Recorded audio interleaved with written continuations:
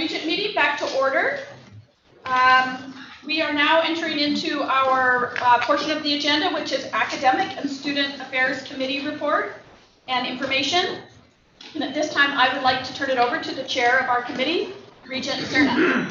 Thank you very much. Welcome everyone to the Board of Regents Student Affairs Student Life Committee meeting, and we are live over YouTube. We have a couple of future action items that we're going to have presentations on today. Proposed changes to WSU 504-26 Standards of Conduct for Students, and Provost Full Chancellor Elizabeth Chilton and I'm Vice President for Student Affairs Ellen Taylor are going to be providing that presentation along with, I think there's two items. Yeah. So I'm going to turn this one over to Ellen and her team.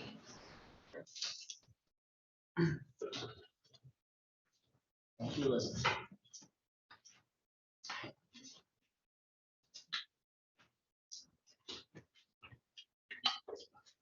Hello, Regents. Good afternoon. Thank you for having us here today. I'm Ellen Taylor, Vice Chancellor for Student Affairs on the Pullman campus. And I want to introduce Karen Metzner, who is our Assistant Dean of Students and Director of the Center for Community Standards. And I'm going to ask Karen to walk you all through the proposed changes to WAC 504-26, which is the standards of conduct for our students, again, system-wide. Take it away, Karen. Good afternoon.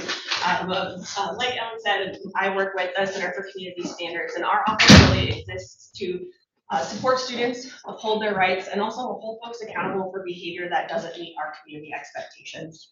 We are a system-wide office that addresses general community standards concerns, academic integrity, organizational investigations, and Title IX education. And we average, of course, nothing has been normal in the last 3 years because of COVID, but in the last 3 years, our average has been about 1,300 cases a year. Our most common concerns are alcohol, cannabis, and academic integrity. And so when we find someone responsible for violating our community expectations, we assign them educational tools and resources to help get them back on track and be a successful and safe member of our community. So for the review process, it's our first major revision since spring of 2019. So it was a pretty significant revision at that time. And since that time, my office has been kind of collecting questions and concerns, confusion that has come up, and keeping kind of a running list of that. And then in the spring of this year, we formed a committee that included staff, faculty, and students from across the system to really dive into those changes and the questions and trying to clear up some of that confusion or spaces where there was areas for interpretation. And the guiding question that we used as a committee was, how can we maintain the student rights that are in the policies currently while adding efficiency and reducing the administrative burden of the process. It can be a pretty complicated process for students to navigate. We were really looking for ways to try to maintain those rights and that transparency while also taking away some of that administrative burden. So categorize the significant changes into 3 different categories. So the first category I want to talk with you about is efficiencies and items removed. And so we did some modifications to just try to clean things up a little bit and make it a little bit more efficient. So we moved the right of the jurisdictional challenge to a different place in the process. It used to be one of the very first steps where we asked the students to explain or challenge whether we could address the behavior or not at the very beginning of the process. We moved it to the appeal, so it is consolidating a few of those options for students. We moved mandatory training to every other year because that allows us to supplement with more diverse trainings in between there without having to repeat the same training that occurred the year before. We reduced the training expectations for presiding officers. Our code requires that our presiding officers have judicial experience. They are employed with the Office of Administrative Hearings as judges, and so the trainings that we were asking them to do were really content that they already were very well aware of, and it's quite expensive to have them do that content every year. And so we modified that to maintain some of the elements that were specific to the student conduct process, but took away some of the things that they would already be well aware of. We tried to simplify some of our communications with students. So we consolidated our initial notice letter with an appointment letter so that instead of getting multiple communications back to back from our office, we were able to put those, or we're proposing to put those into one communication. Removed some administrative requirements in terms of adding additional documentation to the file regarding alternative dispute resolution, shortened the length of time for notice to the students from 10 days to 7 days, removed some deadlines while maintaining those rights, but taking out some of those time frames so that it is a little bit easier for students to digest. We also removed the self-recusal process. So I know that sounds like a lot of kind of detail-oriented pieces, but really, again, the spirit of all of those was how do we maintain those rights while making it easier for our students to explain, and trying to consolidate the flow chart so that it is one seamless process as opposed to branching at the top really quickly, because it makes it a little more overwhelming for our students to navigate. The second set is additions and updates with some of the structural changes and that happened with WSU. We moved the primary responsibility from the vice president of student affairs to the dean of students. So that's my direct supervisor. And so taking it off of Ellen's plate and moving it down one. Ellen certainly still has a responsibility, her position still has responsibilities, but the primary responsibility is with the dean of students at this point, or as proposed. We added supportive and interim measures for organizations. We outlined those for students in our previous or current copy, but we didn't actually outline what those could look like for organizations. We added that. We updated and consolidated the prohibited conduct definitions. So we looked for places where behavior, the same behavior was articulated in more than one policy and consolidated them so that any particular behavior in theory moving forward should fall under one space in our policy instead of being in multiple spaces.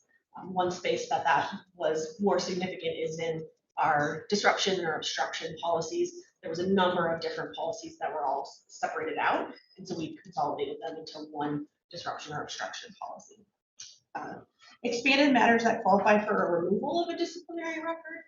We currently have a process where after 2 years with no violations, students can remove one alcohol or drug-related violation from their record. We expanded that to be one minor violation and not limiting it just to alcohol or drugs.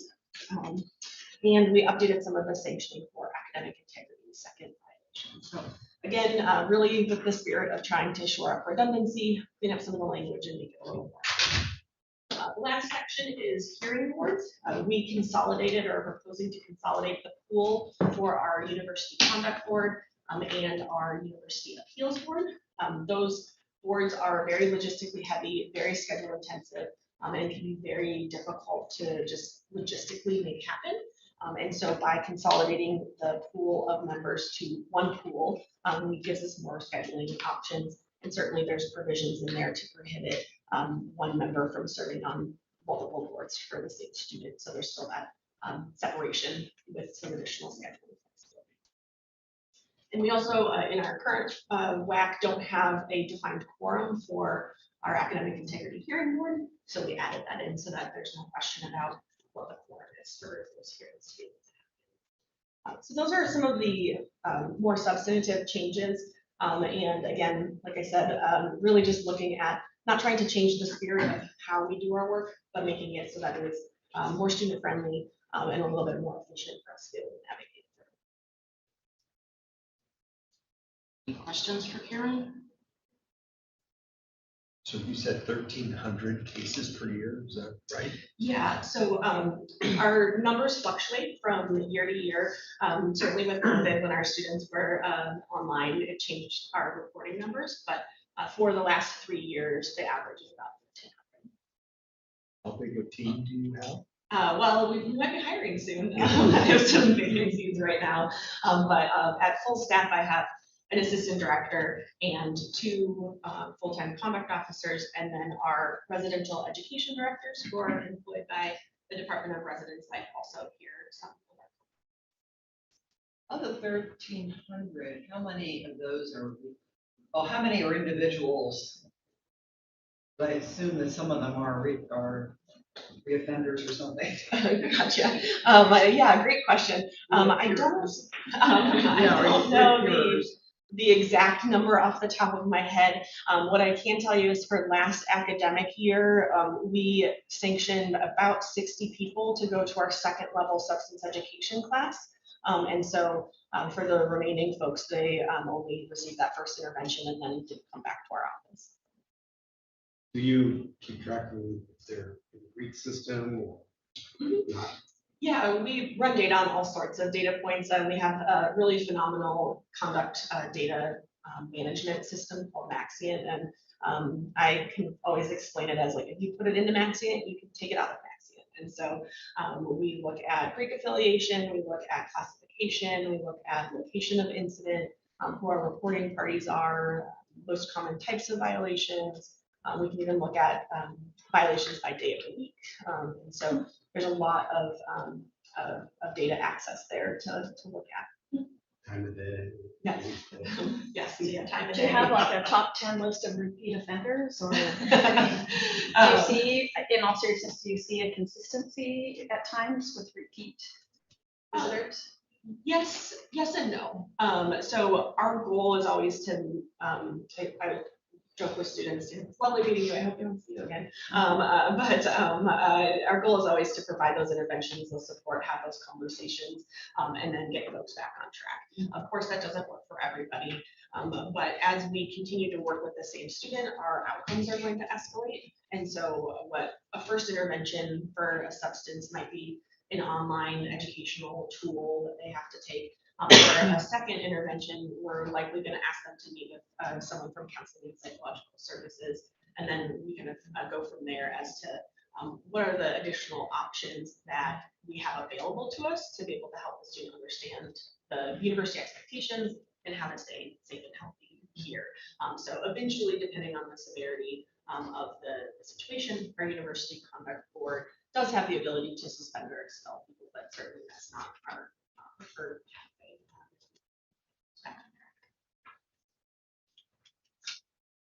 Will you refresh my understanding as to the system-wide approach and how this process works with the other campuses? Yeah, absolutely. It has changed actually in the last year, so it's an even more salient question. So our Pullman-based conduct team does hear conduct for all of our system locations as well. So when matters are reported at our system locations, they're referred to our office, and we work with those students. And depending on the severity and the nature, we certainly move in the student care support folks that are local to those campuses. What we found is that on our system locations, they just are not getting the same quantity of cases that we do here in Pullman because of the residential nature of Pullman. And so they were having to relearn the process every single time that they were doing it. And so now we do the formal adjudication through our office, and then connect them with a team of student support folks and people that they can sit in the same room with them. We offer our meetings for students both in person and via Zoom. Students get the option to choose, and the vast majority of our students are choosing to communicate with us via Zoom anyway. And so the location barrier doesn't exist in the same way that it did. And most of our system campuses, they're either very escalated cases or they're academic integrity. There's not a lot in the middle for behavioral concerns. Any other questions? We'll move on to the second. Absolutely. So thank you, Karen. You can stay if you want. You might have to write it up. So the other future action item number 2 is another set of proposed changes, but this time to WAC 504-28, which is the code that essentially oversees or articulates the roles, responsibilities, expectations, and processes pertaining to registered student organizations on all of our campuses. And this is pretty much what I would call a cleanup. We did pretty minor changes after looking through this, but it was time to do the refresh. Essentially, providing more consistency in terms of the use of registered or recognized, and that's just you can imagine if we're going back and forth, like, what's the difference? They're the same thing. We clarified, and I thought this was actually quite important, clarified and formalized the need for students who are elected to leadership roles in their registered student organizations to maintain good standing both in and out of the classroom if they're going to be in that elected leadership position. And then the last one, we had a sort of out-of-date policy that student organizations had to submit regular reports, and that was done via paper. We now have online systems, technology has changed all of that. We can run all the reports we need in real time and know exactly what each student organization is doing, how many people are attending their events, those kinds of things. And so we just eliminated that additional administrative burden for student organizations to not have to provide us with something we already have access to. So pretty straightforward, nothing terrible. None of this, I think, will actually affect the student experience in any kind of direct way, but a lot of clarification and cleanup. Any questions? Item 2, officer eligibility. Can you give some examples of what would constitute is a student not being in good standing out of the classroom?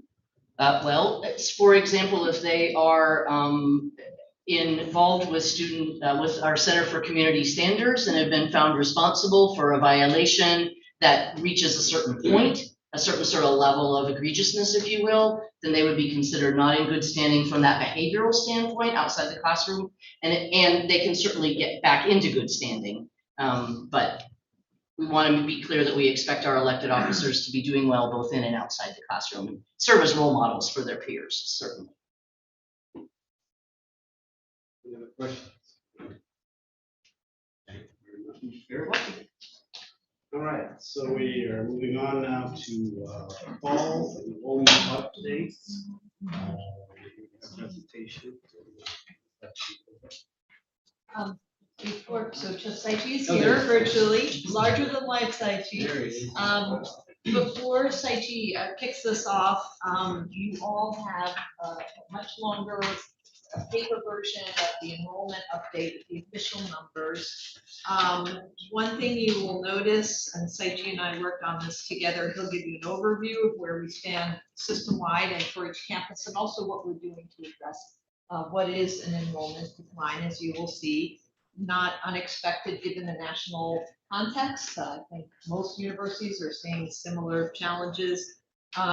But you'll notice in the appendices, which we will not keep, Saichi will not go over for you, the similar funnels that you have seen in previous years. These funnels, I call them little snow cones, in the appendices. My understanding was it was about 2 years ago the Regents asked to see that because they wanted to really see how do we get to the numbers who are accepted, from inquiry through the process. Saichi and I would both really like to know if you find this data useful. Now it's 2 years later. And if you could give us feedback on that, we're happy to keep doing that. Or if you want to see this data presented in another way, appendices or not, that would be useful. We just weren't sure how useful you were finding it at this point. So I'm going to turn it over to Saichi. Thank you, Provost Chilton. I have a couple of comments before I start. And first, my apology, I couldn't be in the room with you, but we're erring on the side of caution here. My first note to you all is this: enrollment remains our highest priority, both from a fiscal and a mission perspective. You aren't seeing in the presentation all the conversations and all the work that go into enrollment management at WSU. The meetings I have with my team, the meetings they have with the campus staff, my meetings with the campus staff. But rest assured, we understand the challenge that's ahead of us, and we will meet that challenge. The second point, Elizabeth just shared, the PowerPoint really has 2 parts. I'm going to cover the first 8 slides. The remaining slides are really detail that we're providing for you to review at a later time. And then finally, some context setting here. There are 1.3 million fewer students in college today than before the pandemic. And, what does 1.3 million students look like? If you took all the college students in Arizona, went to Utah, took them, crossed over to Oregon, took them, took all those in Washington, and then went up to Alaska and took them. That's 1.3 million students. And that's how many students no longer go or attend higher education. Next slide. So I'm going to go through an update for fall 22. I'll talk a little about what we're doing differently in fall 23. And then I'm going to finish with some comments about our enrollment management plan within one WSU. And this will be probably the third or fourth time I bring to you this effort. But my comments on this one will be a little different. I think you'll be pleased where we're at. Next slide.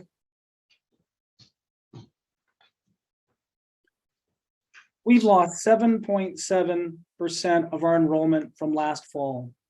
That's 2,304 students. Now I'm going to talk about each campus in a few slides, but first I want to talk about the demographics of our new first-time students and our new transfer students. Next slide.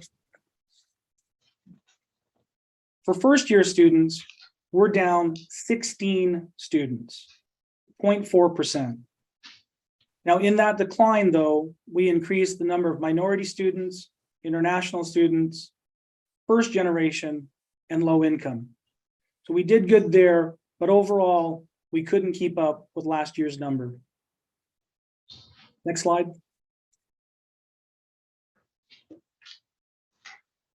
Transfer demographics. Here, the loss is much greater, 16% from last year. But community college and technical college enrollments are also depressed. And as they go, so do we. 80% of our transfer students are from the state of Washington.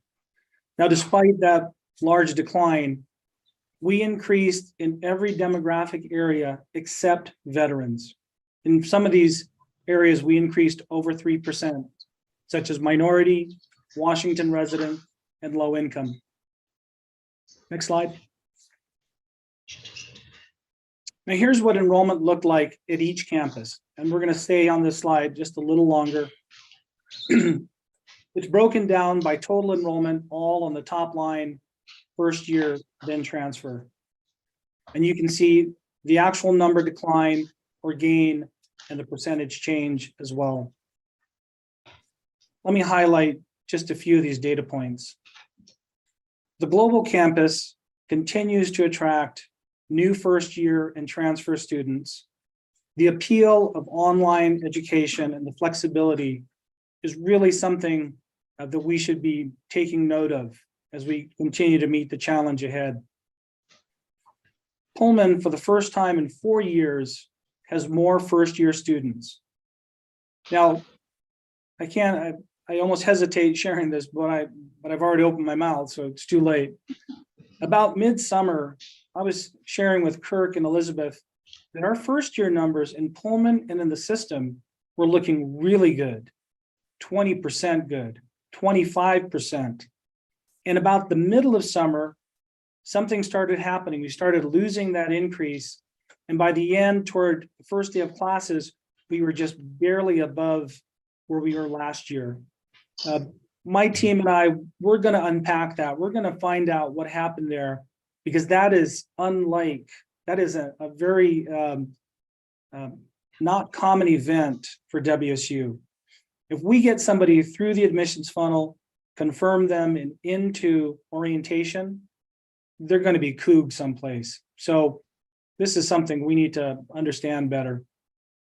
And then finally, I draw your attention to the transfer numbers of the Tri-Cities. The Tri-Cities did an excellent job of bringing in transfer students. They're only 3 behind where they were a year ago, not 3%, just 3 students. Chancellor Haynes' team did a great job of bringing in transfer students. They actually did a really good job with first year students as well. Next slide. So here's what we're looking at for fall 23. A year ago at the Cub. Saji, before you, can we ask some questions about 22 before you go on to 23? Sure thing. And you're on a screen the size of a stamp, so somebody's gonna have to tell me who's raised their hand. This Heather Redmond, sorry. Thank you. Yeah, we can see you on one side of the room, but we're looking at your, so I'm just trying to digest this, because of course we didn't see these numbers in advance, so we're trying to understand in real time. So if I'm understanding this correctly, it looks like we actually are not doing badly on enrollment of new first year students. I guess those are fresh high school grads, really. I mean, in the grand scheme of things, not too badly on those students compared to last year. And transfers are down, which I guess are community college kids coming over. But there's the major fall off is somewhere else. So are those graduating people or are those people? Yes. Yes. Okay. Our largest classes are graduating. Okay. So that's, Can you repeat that, Heather? okay, yeah. So I'm just trying to like diagnose what's really going on here. So it doesn't look like we did that badly in terms of first year, fresh out of high school or whatever. Who knows where they're coming from, but they are entering college for the first time. That's so-called first years. And then transfer students, yes, that was not fabulous, but not, not horrifying. But then we have the real place is this, the all, if you subtract first years and the transfers, the all is where we have the real fall off. So I was asking, does that all include graduating people? Okay. Yes, it does.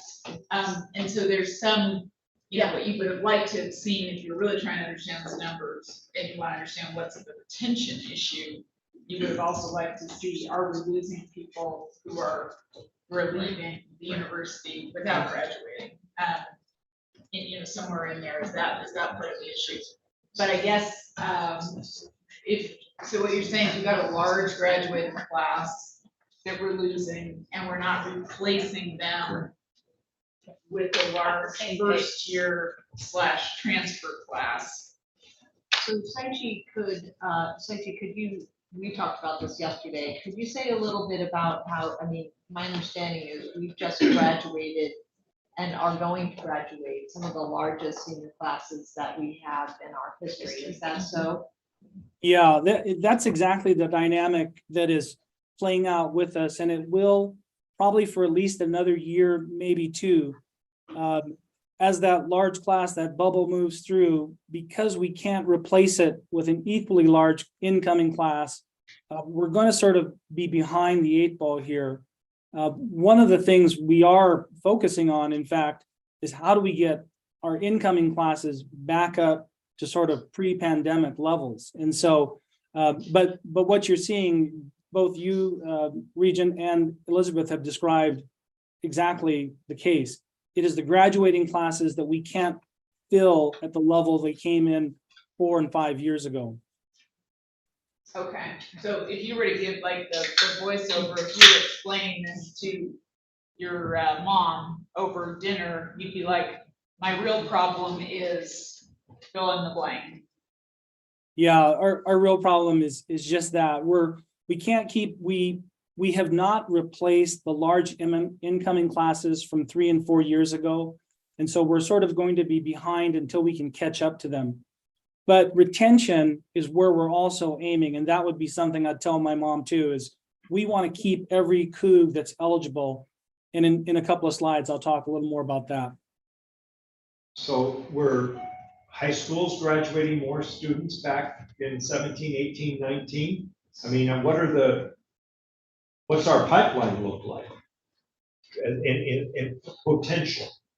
So I'm just trying to understand that bubble that came through. Was it because they also had greater numbers of students graduating from high school at that time, and also high school graduations have gone down in terms of number of actual students going through the system? Does that make sense? It does. And was that Regent Schottler? Yes. Thank you for that question. I can't address the data part of that, But in general, high school enrollments are typically going to taper off over the next probably 4 to 5 years. Now, Washington has a buffer there. I know that, but ultimately we're going to face a cliff like everybody else. It may not be as steep. But something else occurred perhaps 3-4 years ago, and that was, I believe there was a freeze on tuition in the state of Washington. And the question, I've asked this question of my team now for 2 years, the 2 years I've been here. What happened 3 and 4 years ago to cause such a large incoming class? And there are probably maybe about 2 years of it, 3 years of that. And nobody can pinpoint one thing or something that did that. But my suspicions are freezing your tuition had a lot to do with attracting people in that year. But that's really anecdotal. I can't tell you that for sure. But ultimately, the enrollment of high school students will be affected by the demographic cliff that almost all states are going to face, more pronounced the further east you go.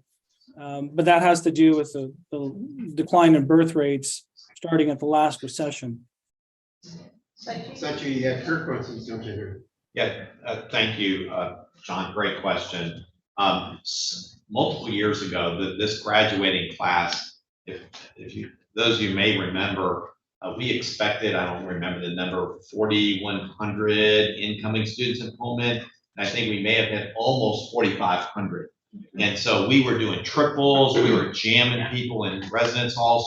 The summer we opened up a shuttered residence hall and renovated it so we had somewhere to put all the students. So we are not 100% sure why that class happened to be so large. And then the next year we went back down to probably more normal levels. The other thing that happened during that time, and Matt's here, but Stacy was here at that time, we were waiving an awful lot of tuition.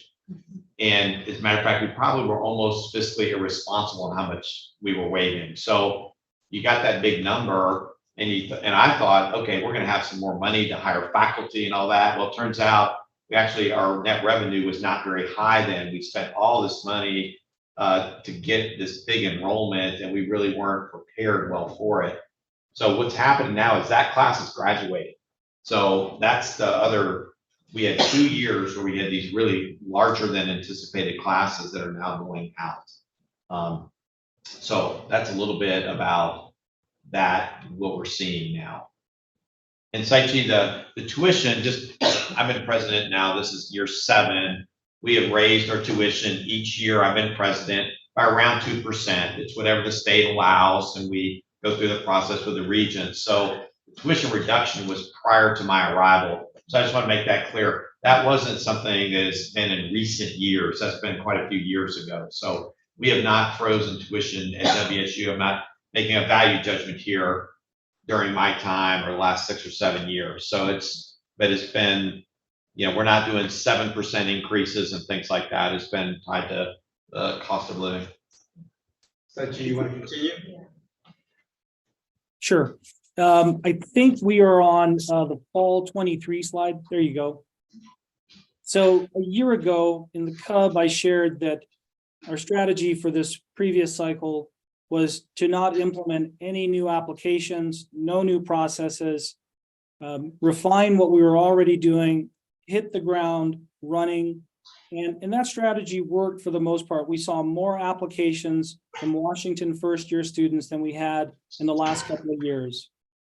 Now this year, I'm kind of going back on my word, and we are launching a new application, the Common App, a national program, well-known back east and in the Midwest. It's gaining traction in the West. International programs went into the Common App last year. They found some success. We made the decision early on last year to join the Common App this fall. Interestingly, since then, all 4-year public schools in Washington will join the Common App or have joined the Common App. We anticipate more resident and non-resident applications. And in fact, I just asked for the report today. We're up about 7% where we were last year, and that doesn't include the 500 applications that are through the Common App. So if I add both of those numbers together, we're up significantly from where we were a year ago. We know we have to focus on transfer students. Even though community college and technical college enrollments are going down, we believe there are things we can do to help students find their way to WSU. A couple of those things. We're going to have on-site admissions at select community colleges. We'll visit, we'll talk to students, they'll bring us their transcripts, and we'll admit them on-site. We're considering transfer days both at feeder community colleges and at WSU campuses. And in those, the focus will be on advising and registration. We're also looking at more flexible dates to help students with orientation and advising. We set up our orientation dates well in advance, 11 or 12 dates throughout the summer.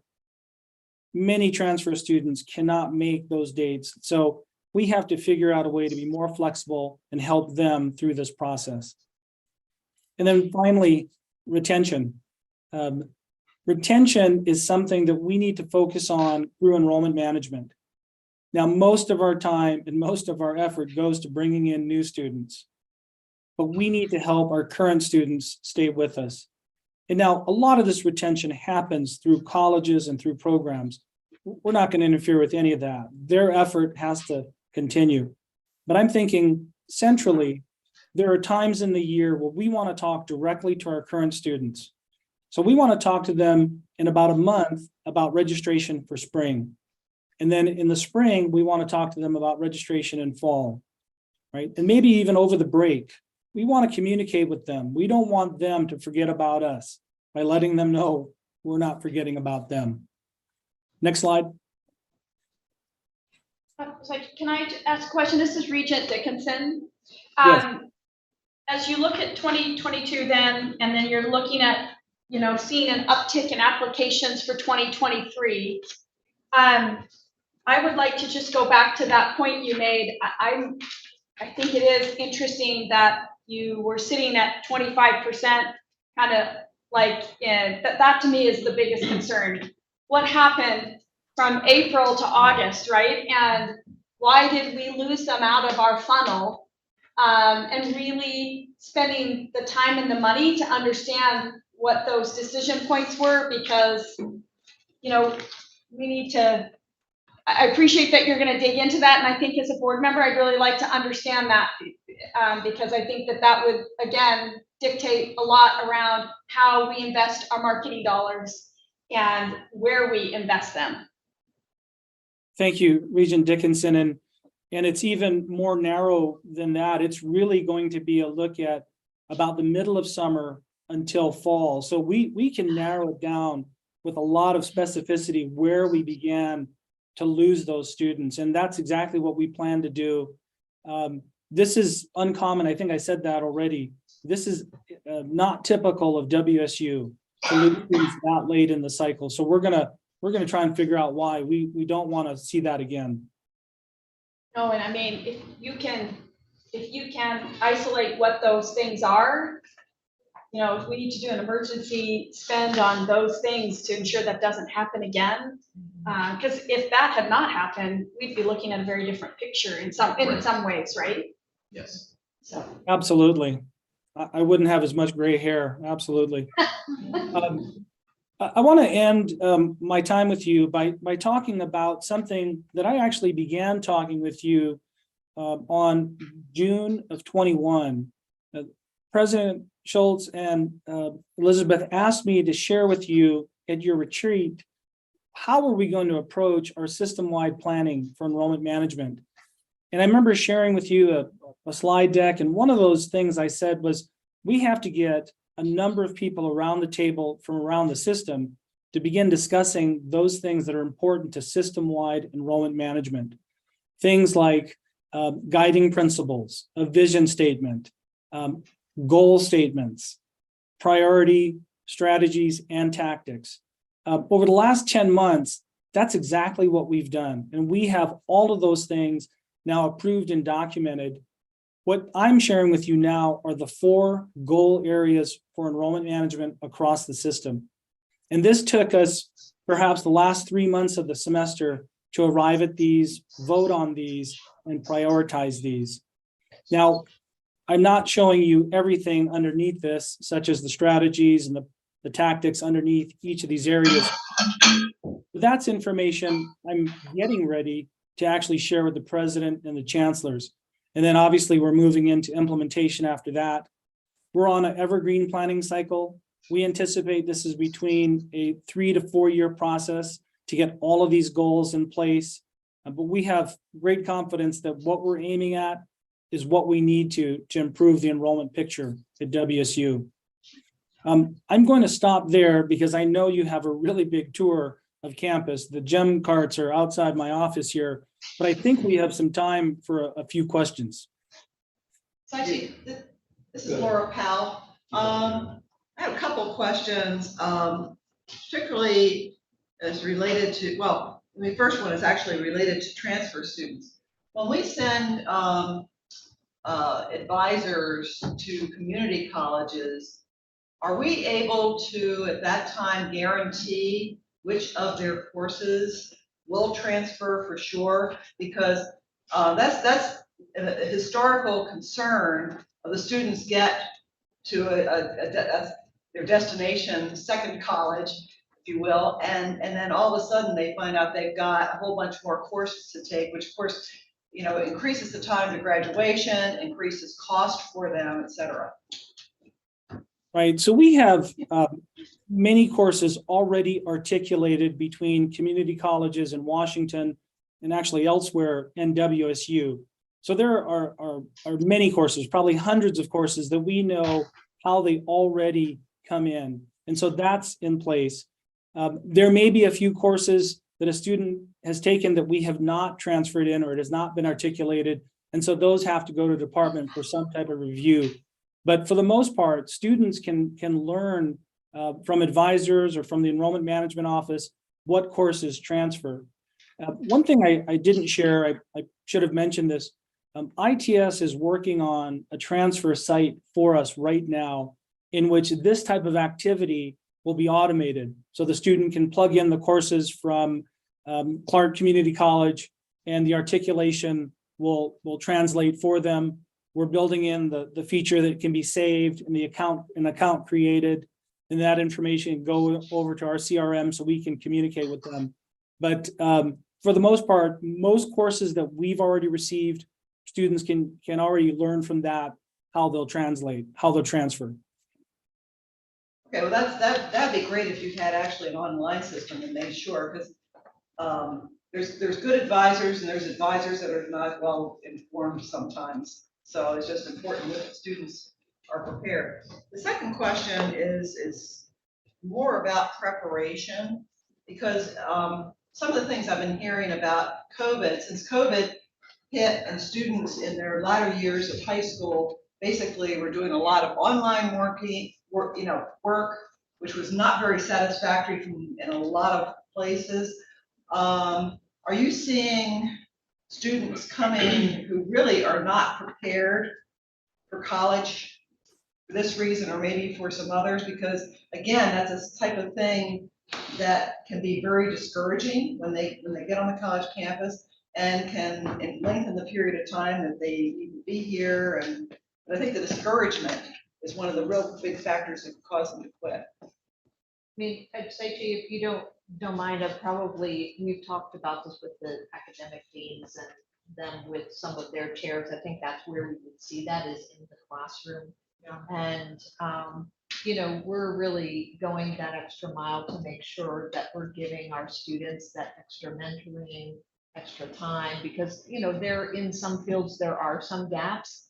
And even outside the classroom, there are gaps in terms of socialization into this kind of an environment. We had sophomores show up last year who hadn't had their freshman year on a college campus, right? So I'm just really proud of our faculty and staff. They've really helped onboard our students, provided that extra academic support and extra support outside the classroom. I think we're doing a good job. But I think overall I've been impressed with the students too. I feel like, they've ramped up. It took them a little time to readjust to being in person, but I feel like they're doing really well. And we're not seeing retention numbers change, are we, Saichi, in terms of continuing students? It's just those who graduate that we're seeing that change. Yeah, I would say our retention numbers are still really strong from first year to second year. And in general, I agree with Elizabeth that if you looked at our overall admissions process and the number of denied admissions and number of admits, it hasn't changed dramatically at all since before the pandemic.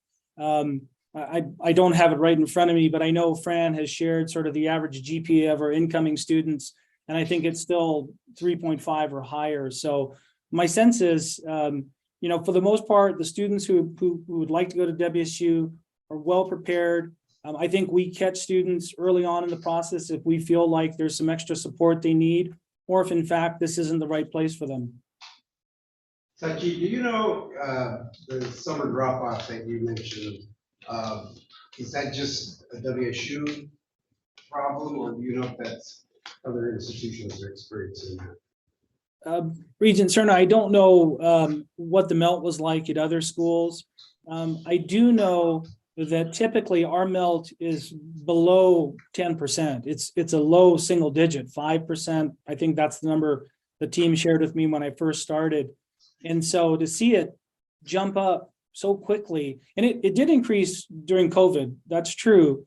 But last year it sort of came down a little, not to the lower levels that we thought, but it seemed like this year it really impacted our first year students dramatically. And we need to get down and understand why that happened. Yeah, Saichi, this is Regent Brett, and I'm looking at your funnel numbers again and some of the dramatic drop off. And I wanted your thoughts on, you're a specialist in admissions. Other people's specialty are student financing or student aid. But when I go buy a car, the guy sitting in front of me, he can put it all together. And I leave there knowing what it's going to cost. And they don't want me to leave actually until they have something in there. So is there a better way to integrate what we do that, boy, this is the sticker price, but you know what we can do for you? Tell you what I'm going to do. Is there a way to approach it more like that? More like an outside business? I mean, Saichi, I don't want to interrupt what you're about to say, but Saichi does house student financial services in our financial aid department and really has brought that integrative approach to thinking about net tuition, not to be mercenary about it, but we want to make sure that if we're giving $8, it's going to students who really need it to be here, and be very strategic and purposeful, like you're saying. There are some who are going to pay full sticker price for the car, and we would be happy for them to do it. But then there are others who even $1,000 is going to make a difference as to whether they can come here or not. And so Saichi's been working with Stacy and her team and our student financial aid office to really move that forward.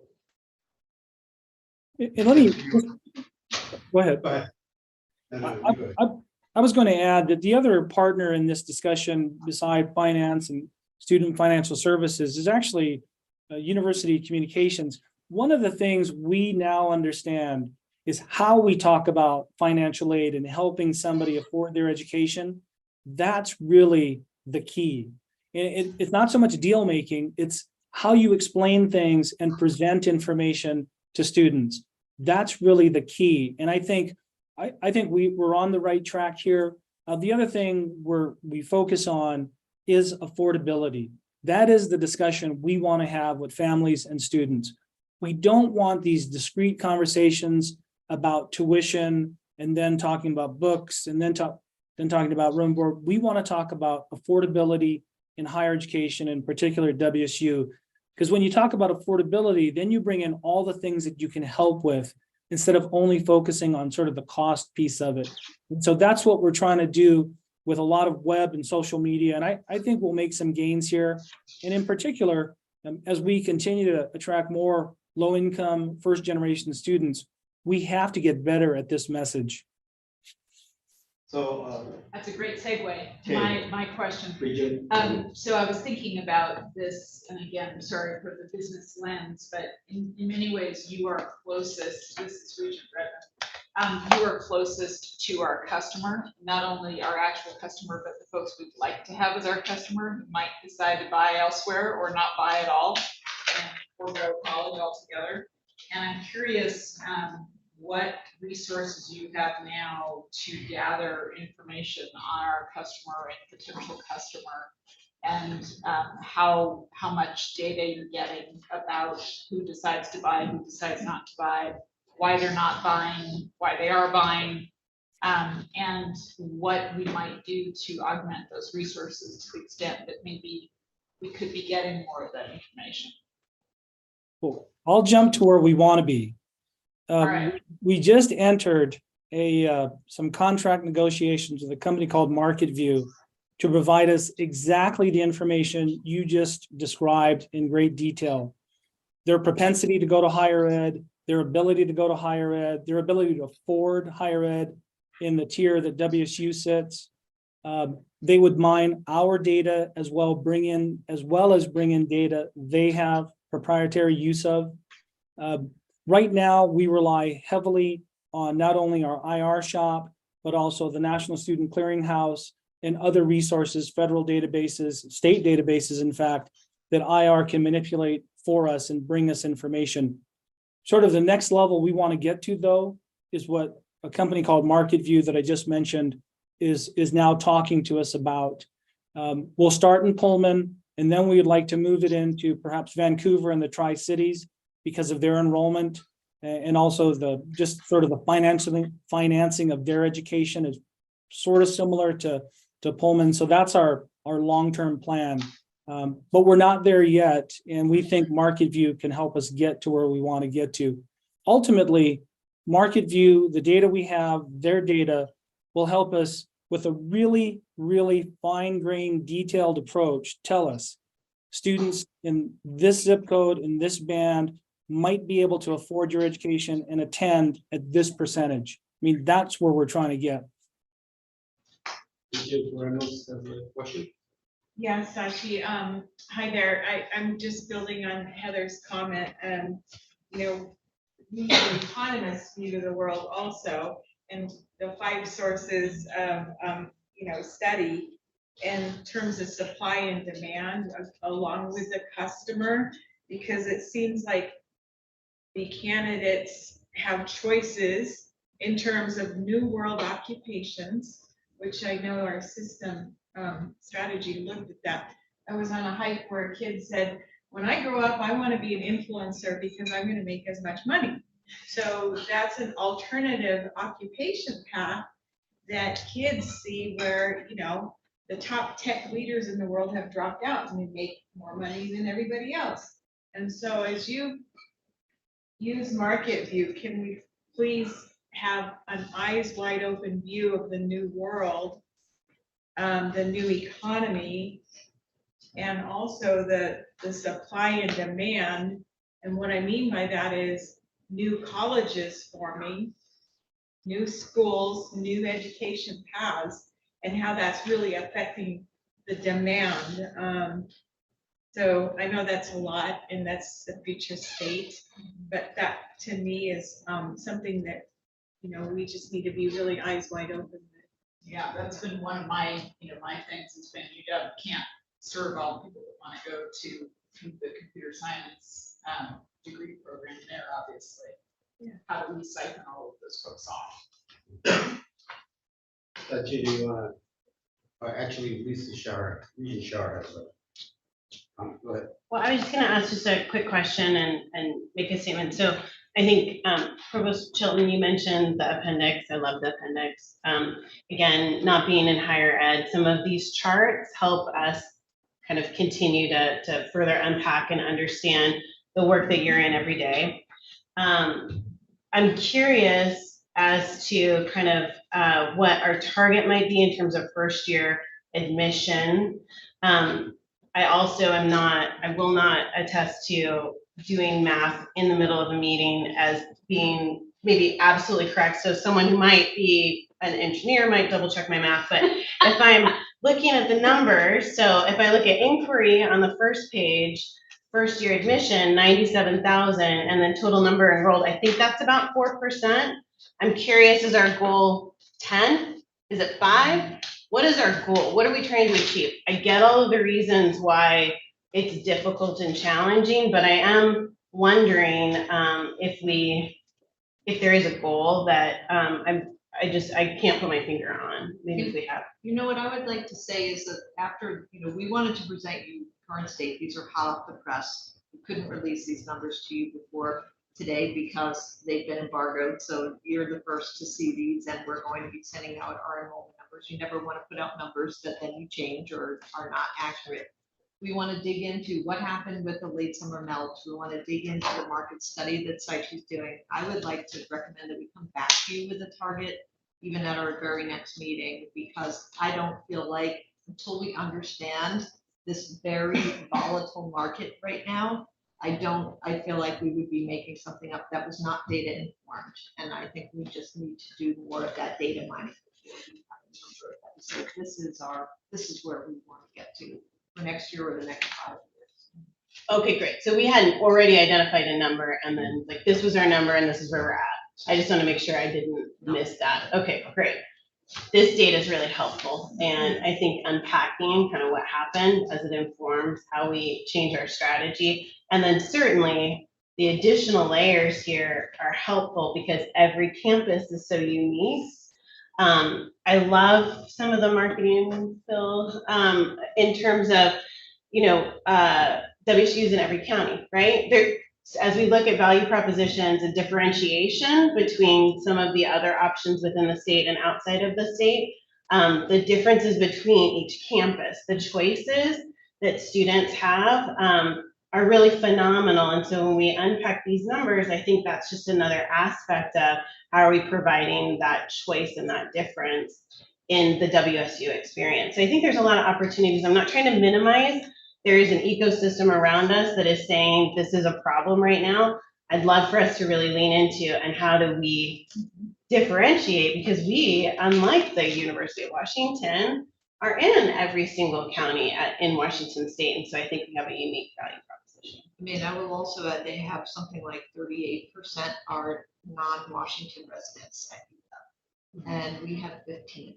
And so we are serving percentage-wise more of the students of Washington. We are Washington's land grant, and we have to shout that from the rooftops. Thank you. We really appreciate your presentation. Even though the numbers aren't what we hope, but let you go do your detective work, and look forward to you coming back to. I'm just glad you're here to do this stuff. I think we're very fortunate to have you heading this up. So thank you. Appreciate it. Thank you. All right. I think that's the conclusion of our agenda items. The Regents are going to be adjourning now to participate in the tour of student health and wellness services on campus. We're going to reconvene at 2:30 p.m. for the Finance and Administration Committee meeting. The YouTube link for the remainder of the meeting can be found on the WSU Board of Regents website.